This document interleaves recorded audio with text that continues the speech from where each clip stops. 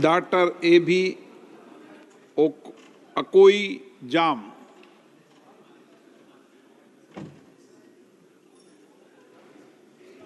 Dr. A.B.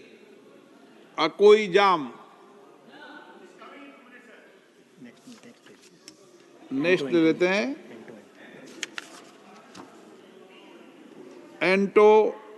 Antony. आप केरल से मणिपुर जा रहे हो क्या?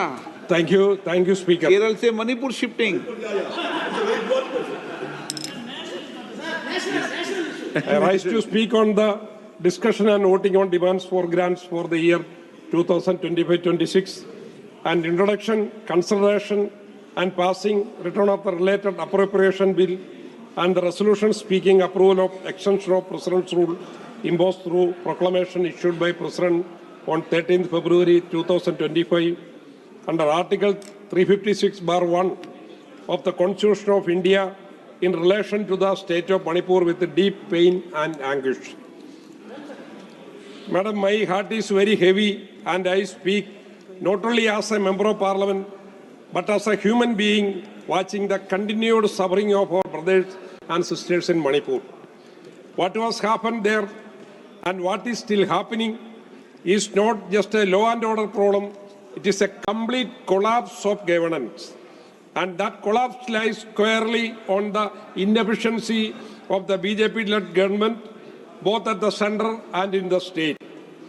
Manipur, literally meaning jeweled land, has been reduced to ashes. The state once known for its green hills and harmony now bleeds red. The sounds of nature have been replaced with the cries of mothers who watch their children killed, with the screams of women stripped of their dignity, and with the silence of a prime minister who chose not to speak when the people needed him most. Let us call this what it truly is, a man-made disaster caused by the inefficiency, apathy and failure of this government. Madam, the violence in Manipur began 2023. Instead of facing swiftly to de-escalate, the government allowed the situation to spiral into uncontrolled violence, bloodshed and chaos.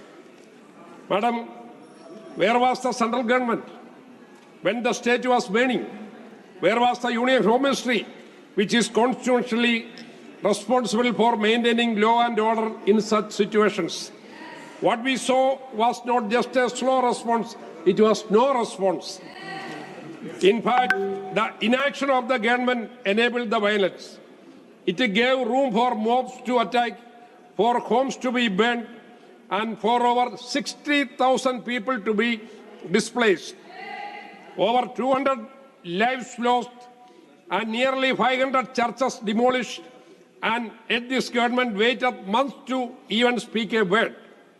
The silence is not accidental, it is deliberate. It is a reflection of the BJP's lack of political will and absence of administrative efficiency, especially when it comes to northeastern part of India. Madam, this is the same government that never fails to chant Bharat Mata Ki Jai in this parliament. But what about the Bharat Mata's daughters in Manipur, who were stripped, paraded and assaulted by mobs?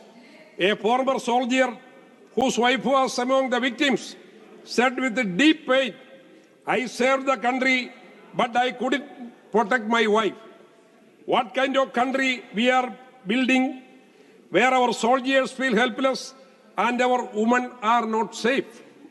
The Prime Minister, who often speaks for hours on less important matters, took months to say just a few words after shocking video from Manipur came out. And even then, all he said was it was shameful. When the union government controls the paramilitary forces, controls the intelligence machinery, and has the power to intervene in serious internal conflict, why did they do nothing? This wasn't just a delay, it was a complete failure to do their duty. It showed a serious lack of leadership. Madam, The Manipur government, instead of protecting its people, has worsened the situation through internet shutdowns, curfews, and brutal police actions. On June 12, 2023, the Rapid Action Force vandalized private vehicles. This act was caught on CCTV.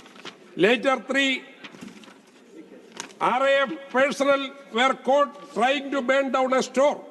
Is this the government's definition of peacemaking? People have been cut off from the world with internet shutdowns lasting over 2 months. In a democracy, this is unacceptable. It hides what is really going on. Stops victims from speaking out, and clearly shows that the government cares more about controlling the story than actually solving the problem. Let me remind the House, even the United Nations raised the alarm in September 2023.